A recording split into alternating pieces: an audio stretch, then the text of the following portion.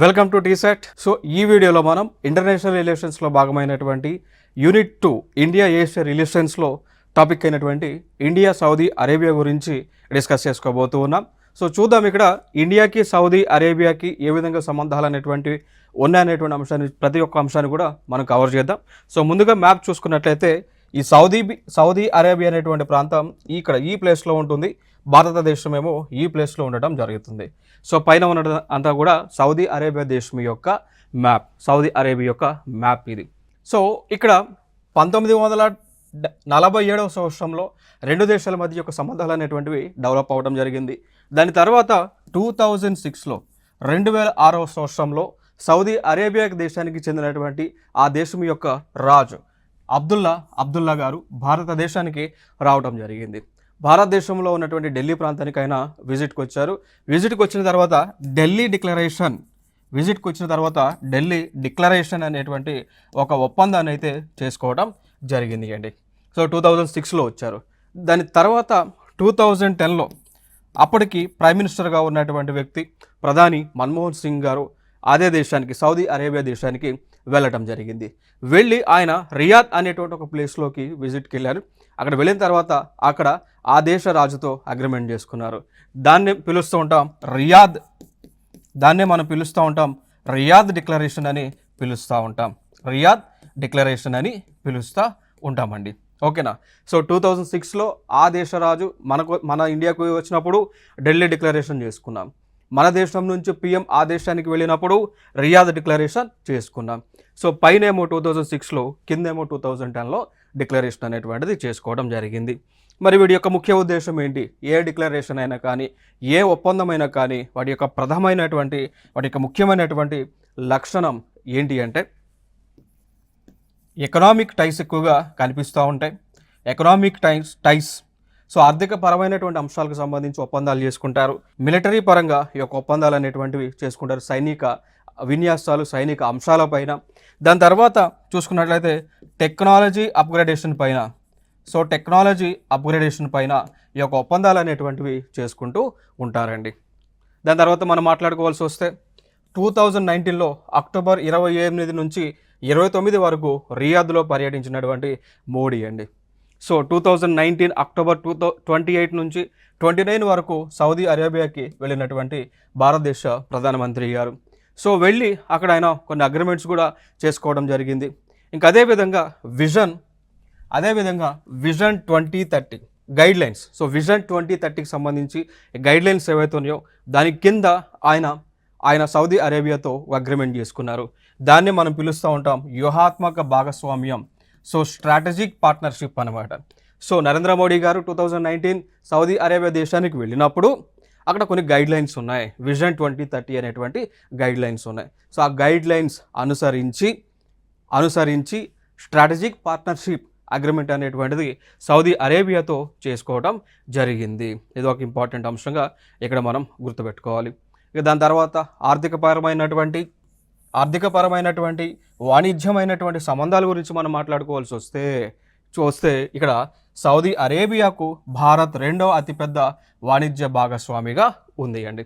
Saudi అరేబియాకు భారతదేశం అనేటువంటిది రెండవ అతిపెద్ద వాణిజ్య భాగస్వామి. సో చూడవచ్చు ఇక్కడ ఈ నాట్ ఓన్లీ సౌదీ అరేబియాకి కాదు, ప్రపంచ దేశాలన్నిటికీ కూడా భారతదేశం అనేటువంటిది అతిపెద్ద మార్కెట్గా మనం చెప్పుకోవచ్చు. Bharat is a big market for every country. కారణం ఏంటి అంటే భారతదేశంలో ఉన్నటువంటి ప్రజలు 142 crore అండి, 142 కోట్ల జనాభా భారతదేశంలో ఉండటం జరిగింది.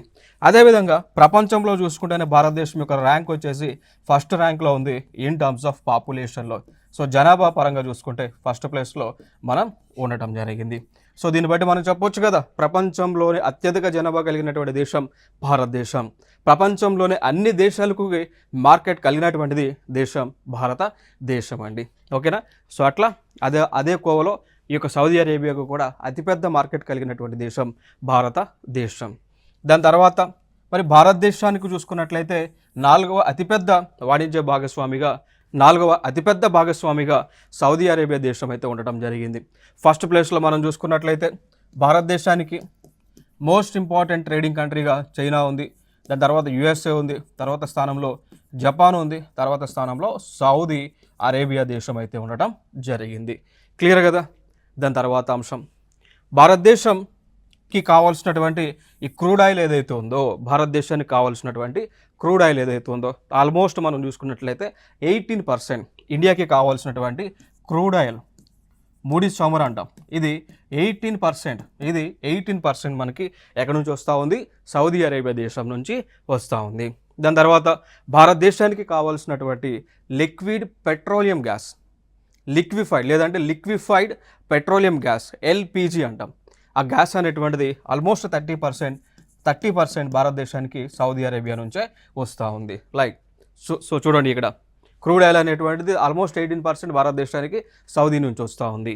30% లిక్విఫైడ్ పెట్రోలియం గ్యాస్ సౌదీ నుంచి భారతదేశానికి వస్తూ ఉంది. ఇంకొక అంశం మనం చూసుకున్నట్లయితే ఈ సౌదీ అరేబియాలో ఆల్మోస్ట్ భారతదేశానికి చెందినటువంటి 2783 పైగా కంపెనీలు ఉన్నాయి. ఇండియాకి సంబంధించినటువంటి కంపెనీలు 2783 పైగా సౌదీ అరేబియాలో ఉండటం జరిగింది. ఇంకొక అంశం మనం మాట్లాడుకోవాల్సి వస్తే ఈ సాంస్కృతిక పరంగా మనం మాట్లాడుకోవాల్సి వస్తే సాంస్కృతిక సంబంధాలకు సంబంధించి చూస్తే 2018 ఫిబ్రవరి 7 నుంచి 28 వరకు 2018 సంవత్సరంలో ఫిబ్రవరి 7 నుంచి 28 వరకు ఒక ఫెస్టివల్ జరిగింది, సాంస్కృతిక ఫెస్టివల్ జరిగింది.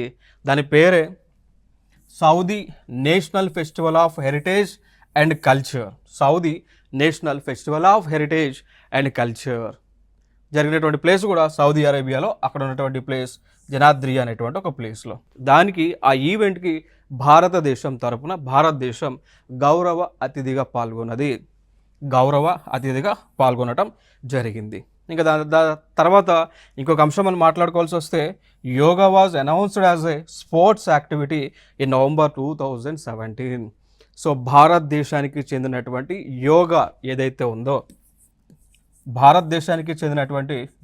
ఏదైతే ఉందో ఆ యోగాని ఆ దేశంలో ఒక క్రీడగా గుర్తిస్తూ ఉన్నారు.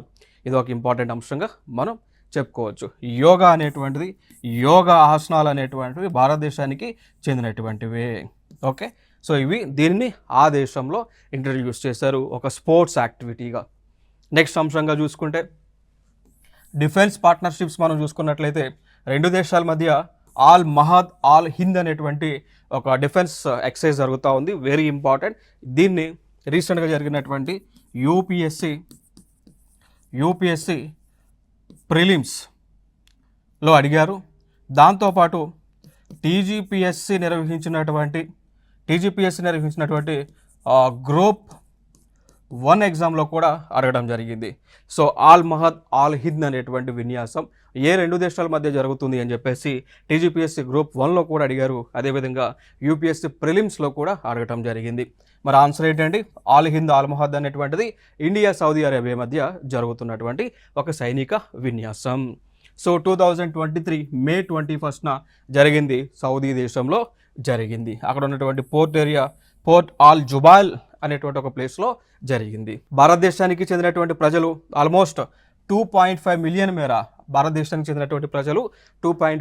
మేర సౌదీ అరేబియాలో నివసిస్తూ ఉన్నారు. అంటే దాదాపుగా 25 లక్షల మంది సౌదీ అరేబియాలో నివసిస్తూ ఉన్నారు. భారత మూలాలు ఉన్నటువంటి ప్రజలు.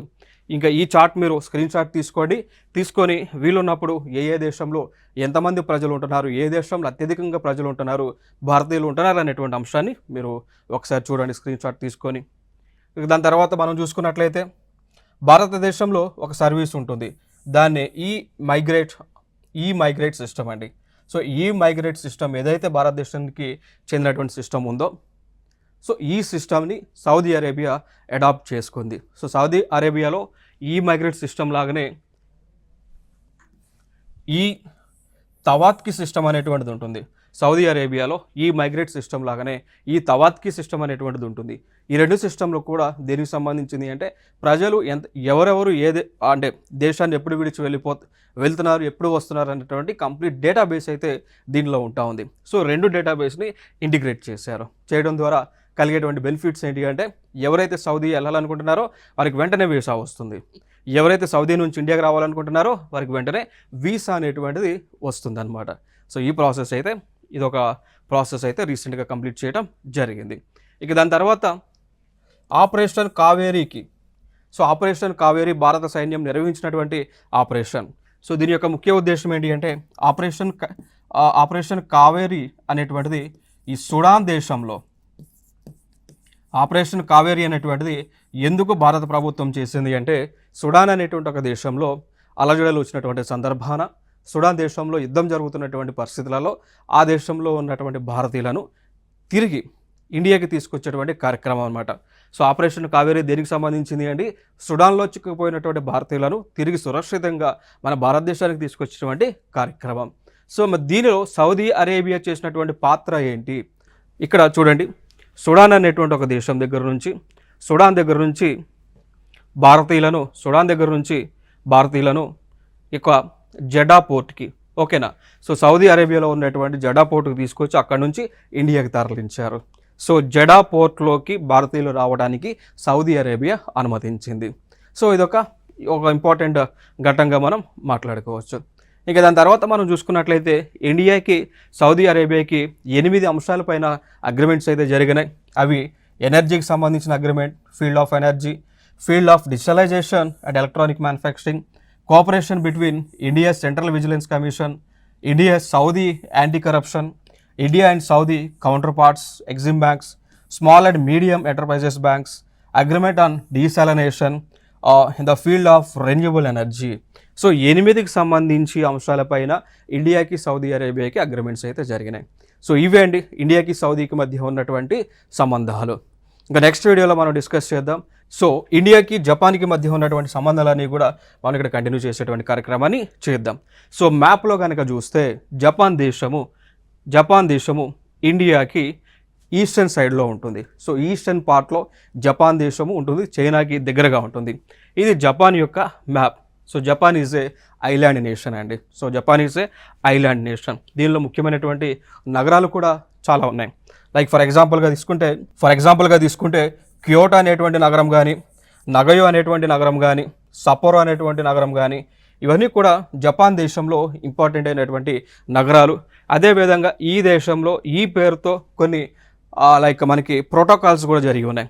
లైక్ మనం చూస్తూ ఉంటాం, ఎన్విరాన్మెంటల్ సైన్స్ మీరు చదివి ఉంటే దానిలో మీరు చదివి ఉంటారు Kyoto protocol, Nagoya protocol, Yokohama protocol, okay, Miyazaki plantation method, ఇవన్నీ కూడా చదివి ఉంటారు. దాంతోపాటు మీరు సెండై ఫ్రేమ్వర్క్ అంటాం, డిజాస్టర్ మేనేజ్మెంట్ చదివినప్పుడు డిజాస్టర్ మేనేజ్మెంట్లో సెండై ఫ్రేమ్వర్క్ గైడ్లైన్స్ చదివి ఉంటారు.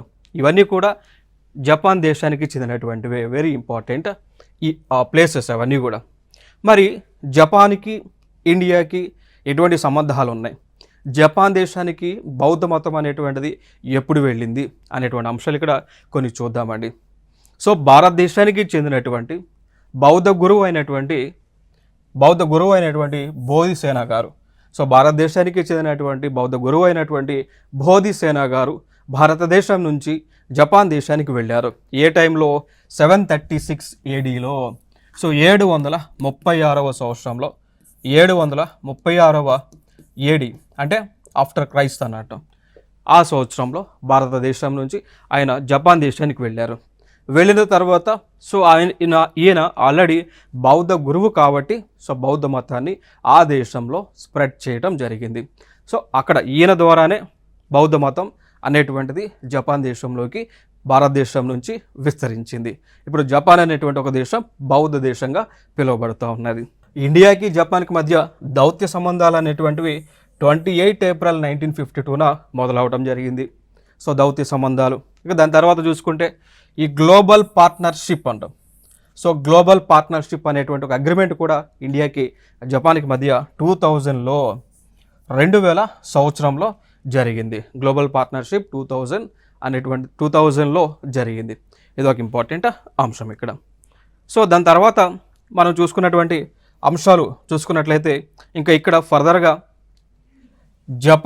ఇండియా జపాన్ మధ్య సెక్యూరిటీ టైస్ మనం చూసుకున్నట్లయితే ఇండియాకి జపాన్కి మధ్య India Japan defence and security partnership అనేటువంటి ఒక అగ్రిమెంట్ అక్టోబర్ 2008లో జరిగింది. అక్టోబర్ 2008లో ఇండియాకి జపాన్కి మధ్య ఒక డిఫెన్స్ పార్ట్నర్షిప్ చూడొచ్చు ఇక్కడ, India Japan defence and security partnership agreement 2008లో అక్టోబర్లో సైన్ చేసి ఉన్నారు. సో దీనిని పురస్కరించుకొని ఇండియాకి జపాన్కి మధ్య అనేక సైనిక విన్యాసాలు జరుగుతూ ఉన్నాయి. ఫర్ ఎగ్జాంపుల్గా తీసుకుంటే మలబార్ అనేటువంటి ఒక సైనిక విన్యాసం ఇండియాకి జపాన్కి మధ్య జరుగుతూ ఉంది. దాని తర్వాత వీర్ గార్డియన్ అనేటువంటి ఒక సైనిక విన్యాసం. దాని తర్వాత ధర్మగార్డియన్ అనేటువంటి ఒక సైనిక విన్యాసం. దాని తర్వాత జిమెక్స్ అనేటువంటి ఒక సైనిక విన్యాసం. ఇవన్నీ కూడా ఇండియాకి జపాన్కి మధ్య జరుగుతూ ఉన్నాయి. ఇక రీసెంట్ టైమ్స్లో జరిగినటువంటి సైనిక విన్యాసం చూసుకుంటే మలబార్ అనేటువంటి ఒక సైనిక విన్యాసం జరిగింది 2023లో. జరిగినటువంటి నగరం కూడా మనం చూసుకున్నట్లయితే విశాఖపట్నంలో జరిగింది అండి. సో 2023లో విశాఖపట్నంలో ఆంధ్రప్రదేశ్లో ఈ యొక్క మలబార్ అనేటువంటి ఒక సైనిక విన్యాసం జరగటం జరిగింది. ఇది ఒక ఇంపార్టెంట్ ఇక్కడ. ఓకే, మరి ఈ మలబార్లో పాల్గొన్నటువంటి దేశాలు ఏవేవి ఉన్నాయో అవి కూడా మనం తెలుసుకోవాల్సినటువంటి నీడ్ అయితే ఉంటుంది. సో ఖచ్చితంగా భారతదేశం అయితే ఉంటుంది. దాని తర్వాత జపాన్ అనేటువంటి ఇంకొక దేశం ఉంటుంది. దాని తర్వాత యుఎస్ఏ అనేటువంటి ఒక దేశం ఉంటుంది. దానితో పాటు 4వ దేశంగా ఆస్ట్రేలియా అనేటువంటి దేశం కూడా ఉంది. సో టోటల్గా 4 కంట్రీస్ అయితే మలబార్ విన్యాసంలో పాల్గొనటం జరిగింది. సో 2023లో జరిగింది. ఎక్కడ జరిగింది? 2023లో ఎక్కడ జరిగింది? విశాఖపట్నంలో జరిగింది. ఓకే, సో దాని తర్వాత మనం చూసుకుంటే ఇక రీసెంట్ టైమ్స్లో 2024లో కూడా 2024 సంవత్సరంలో కూడా ఈ మలబార్ విన్యాసం అనేటువంటిది జరగబోతూ ఉంది. సో జరగబోతూ ఉంది ఇక్కడ విశాఖపట్నంలో. సో విశాఖపట్నంలో జరగబోతూ ఉంది. సో 2023 సైనిక విన్యాసం మలబార్ విశాఖపట్నంలోనే, 2024 కూడా విశాఖపట్నంలోనే జరగబోతూ ఉంది. చూడవచ్చు డేట్స్ చూస్తే 8-18 అక్టోబర్ మధ్య, 8 తేదీ అక్టోబర్ నుంచి 18 అక్టోబర్ మధ్య జరగబోతూ ఉంది ఈ యొక్క సైనిక విన్యాసాలు. మలబార్ అనేటువంటి పేరుతో అది 28వది. ఓకే, సో దాని తర్వాత మనం చూసుకున్నట్లయితే ఇంకొక అంశం ధర్మగార్డియన్ అండి. ఇంకొక అంశం ధర్మగార్డియన్. ఇది 5వ విన్యాసం ధర్మగార్డియన్. మరి ఎక్కడ రాజస్థాన్లో ఎప్పుడు 25 ఫిబ్రవరి నుంచి మొదలుకొని 9th మార్చ్ 2024 వరకు. ఓకేనా? సో ధర్మగార్డియన్ అనేటువంటి ఒక జాయింట్ ఎక్సర్సైజ్ అనేటువంటిది ఇండియా జపాన్ మధ్య జరిగింది. సో జరిగినటువంటి ప్లేస్ చూసుకుంటే ఇండియాలో ఉన్నటువంటి రాజస్థాన్. మరి జరిగినటువంటి సమయం మనం చూసుకున్నట్లయితే ఫిబ్రవరి నుంచి మార్చ్ 2024 మధ్య. సో డేట్స్ అయితే 25 ఫిబ్రవరి నుంచి 9th మార్చ్ మధ్య. ఇంకా దాని తర్వాత అంశాలు మనం చూసుకున్నట్లయితే ఇంకొక అంశం ఏంటి అంటే ఇది ఆల్రెడీ ఇది ఒక ప్రీవియస్ ఇయర్ క్వశ్చన్ అండి. ప్రీవియస్ ఇయర్ క్వశ్చన్ ఏంటి ఆ క్వశ్చన్ అంటే క్వశ్చన్ అడిగారు. సో ఏ క్వశ్చన్ అడిగారు అంటే భారతదేశం ఇచ్చేటువంటి పద్మ అవార్డ్స్, భారతదేశం ప్రతిష్టాత్మకంగా ఇచ్చేటువంటి పద్మ అవార్డ్స్ ఏవైతున్నాయో ఈ అవార్డ్స్, పద్మ అవార్డ్స్ ఏవైతున్నాయో పద్మ అవార్డ్స్ ఏ దేశానికి అంటే ఏ దేశ అధ్యక్షుడికి మరణాంతరం ఇచ్చారు అని చెప్పేసి అడిగారు అండి. ఓకేనా? సో పద్మ అవార్డ్స్ అనేటువంటివి ఏ దేశానికి చెందినటువంటి వ్యక్తికి ఇచ్చారు? జపాన్ దేశానికి చెందినటువంటి షింజో అబే అనేటువంటి ఆ టైంలో ప్రైమ్ మినిస్టర్గా ఉన్నటువంటి వ్యక్తికి తన మరణాంతరం ఇచ్చారు అండి. ఇది ఒక previous year question, very important. So ఫైనల్గా గుర్తుపెట్టుకోవాల్సిన అంశం ఏంటి అంటే 2021 సంవత్సరంలో పద్మ విభూషణ్ అనేటువంటి ఒక అవార్డు, భారతదేశం ఇచ్చేటువంటి ప్రతిష్టాత్మకమైనటువంటి అవార్డుని జపాన్ దేశంకి చెందినటువంటి ఆ దేశం యొక్క మాజీ ప్రధానమంత్రికి తన మరణాంతరం ఇచ్చారు. ఆయన పేరే షింజో అబే. సో యాక్చువల్గా ఆ టైంలో ఈయన ఎలక్షన్ క్యాంపెయిన్కి వెళ్ళారండి. షింజో అబే గారు అప్పటి వరకు ప్రైమ్ మినిస్టర్గా చేశారు. దాని తర్వాత నెక్స్ట్ ఎన్నికలలో ఎలక్షన్ క్యాంపెయిన్కి వెళ్ళినప్పుడు ఆ దేశంలో ఉన్నటువంటి తీవ్రవాద ముఖ ఈయనని కాల్చి చంపడం జరిగింది. ఓకేనా. సో ఈయన పిఎంగా ఉన్నటువంటి సమయం అంతా కూడా ఈయన భారతదేశానికి ఎన్నో విధాలుగా సహాయపడడం జరిగింది. ఓకేనా. భారతదేశానికి కావాల్సినటువంటి టెక్నాలజీ ట్రాన్స్ఫర్ కానీ, న్యూక్లియర్ మెటీరియల్ టెక్నాలజీని కానీ ఈయన ట్రాన్స్ఫర్ చేయడం జరిగింది భారతదేశానికి. ఒక ఇంపార్టెంట్ అనమాట.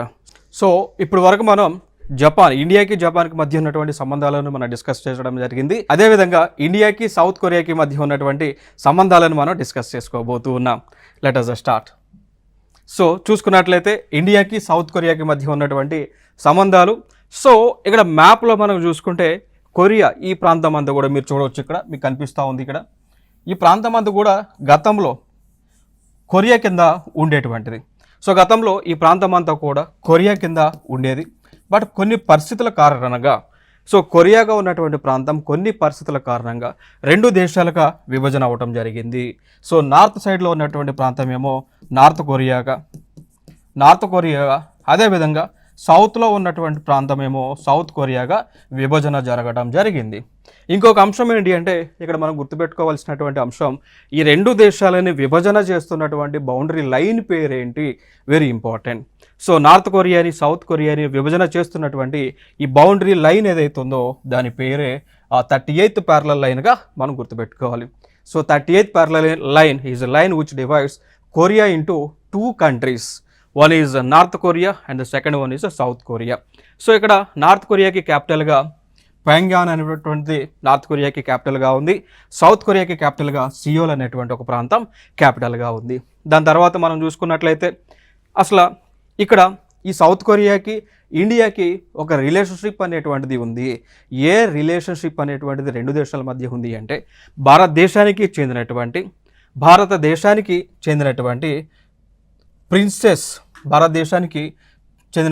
ప్రిన్సెస్ అయినటువంటి సూర్యరత్న. సో ఈవిడ అయోధ్య ప్రాంతానికి, సో ప్రస్తుతం ఉన్నటువంటి యూపీ ఏదైతే ఉందో సో యూపీలో ఉన్నటువంటి అయోధ్య ప్రాంతానికి చెందినటువంటి ప్రిన్సెస్ సూర్యరత్న గారు. సో ఈ సూర్యరత్న గారు కొరియా దేశానికి చెందినటువంటి ఆ రాజుని పెళ్లి చేసుకోవడం జరిగింది.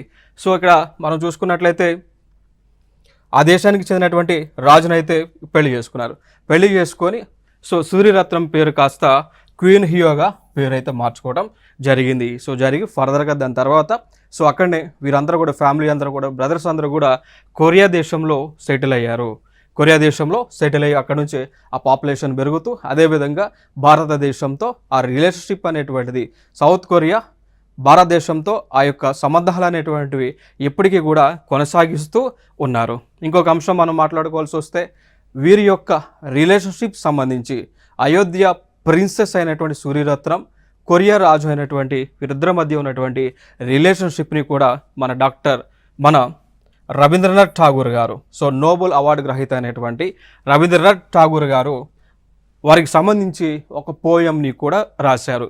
దాని యొక్క టైటిల్ మనం చూసుకుంటే lamp of the east. So lamp of the east అనేటువంటి ఒక టైటిల్తో ఆయన ఒక పోయంని కూడా రాయటం జరిగింది ఇక్కడ రవీంద్రనాథ్ ఠాగూర్ గారు. సో దాని తర్వాత అంశాలు మనం మాట్లాడుకోవాల్సి వస్తే భారతదేశం నుంచి ఈ బౌద్ధ మతం అనేటువంటిది కొరియా దేశానికి విస్తరించింది. సో విస్తరించడానికి కూడా ప్రధానమైనటువంటి కారణం ఈ సూర్యరత్న గారి యొక్క కుటుంబం.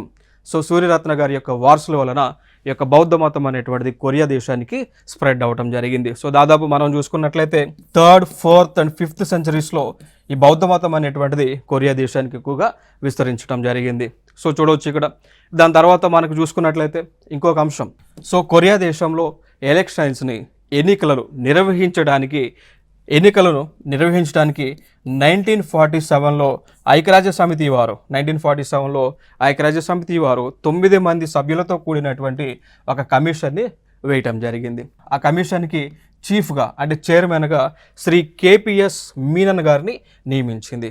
సో 1947లో కొరియా దేశంలో ఎలక్షన్ జరగడానికి ఐక్యరాజ్య సమితి వారు ఒక కమిషన్ వేశారు. ఆ కమిషన్కి చైర్మన్గా శ్రీ కేపీఎస్ మీనన్ గారిని నియమించడం జరిగింది. దాని తర్వాత జరిగినటువంటి పరిణామాలు మనం చూసుకున్నట్లయితే 1950లో రెండు ప్రాంతాలకి అంటే కొరియా, సో 1950లో కొరియాలో యుద్ధం అనేటువంటిది సంభవించింది. సో ఈ యుద్ధంలో అనేక దేశాలు కొరియా ప్రాంతానికి సపోర్ట్ చేయడం జరిగింది.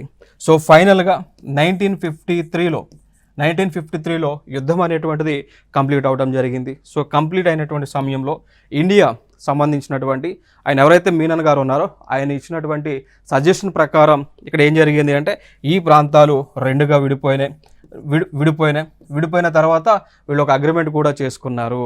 సో ఏ విధంగా విడిపోయినాయి, మరి ఏ దేశాలు ఏ ప్రాంతాలకి సపోర్ట్ చేశాయో ఒకసారి మనం చూద్దాం. సో కొరియా కాస్త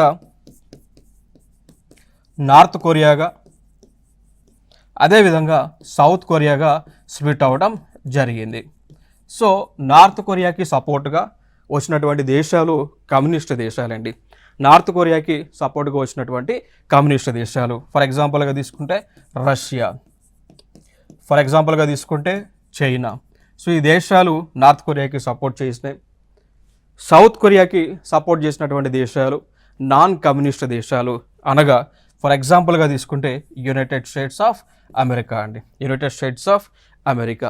సో సౌత్ కొరియాకి ఫ్రెండ్లీగా ఉన్నటువంటి దేశం యుఎస్ఏ, నార్త్ కొరియాకి ఎనిమిగా శత్రుగా ఉన్నటువంటి దేశం యునైటెడ్ స్టేట్స్ ఆఫ్ అమెరికా. గుర్తుపెట్టుకోండి. సో ఇప్పటికీ కూడా యుఎస్ఏకి నార్త్ కొరియాకి మధ్య సంబంధాలు అనేటువంటివి చాలా ఘాటుగా ఉన్నాయి. ఇద్దరు కూడా ఒకళ్ళపైన ఒకళ్ళు అటాక్ చేసుకునేటువంటి కార్యక్రమాలను చేస్తూ ఉన్నారు. చూసారా? సో ఇది ఎప్పటి నుంచో ఉంది. సో యుఎస్ఏకి నార్త్ కొరియాకి ఇప్పుడు పడటం లేదు, నార్త్ కొరియాకి సౌత్ కొరియాకి కూడా ఇప్పుడు కూడా ఘర్షణ వాతావరణం అనేటువంటిది రెండు దేశాల మధ్య స్టిల్ ఇంకా కంటిన్యూ అవుతూనే వస్తూ ఉంది. దాని తర్వాత ఇంకొక అంశాన్ని మనం చూసుకున్నట్లయితే ఈ నార్త్ కొరియా యుద్ధం కంప్లీట్ అయిన తర్వాత భారతదేశం చేసినటువంటి తీర్మానాన్ని వారు సపోర్ట్ చేయడం జరిగింది. చూడవచ్చు ఇక్కడ 1953 జూలై 27న కాల్పుల విరామణ ఒప్పందాన్ని భారతదేశం ప్రపోజల్ మేరకు ఈ యొక్క రెండు దేశాలకు కూడా యాక్సెప్ట్ చేయడం జరిగింది. సో చూడవచ్చు. దాని తర్వాత మనం చూసుకున్నట్లయితే ఈ రెండు దేశాల మధ్య దౌత్య సంబంధాలు అనేటువంటివి 10 డిసెంబర్ 1973లో రెండు దేశాల మధ్య దౌత్య సంబంధాలు అనేటువంటివి మొదలవడం జరిగింది. ఓకే.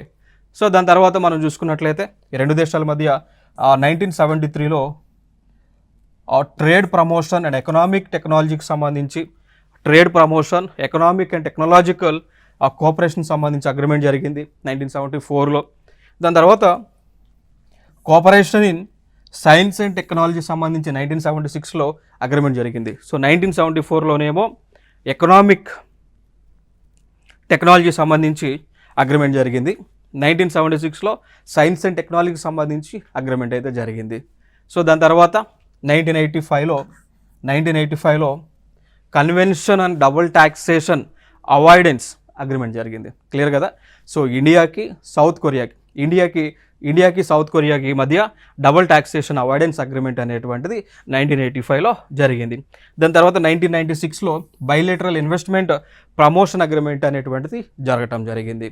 క్లియర్? సో ఇవి ఇండియాకి సౌత్ కొరియాకి మధ్య ఉన్నటువంటి సంబంధాలు. Thank you so much.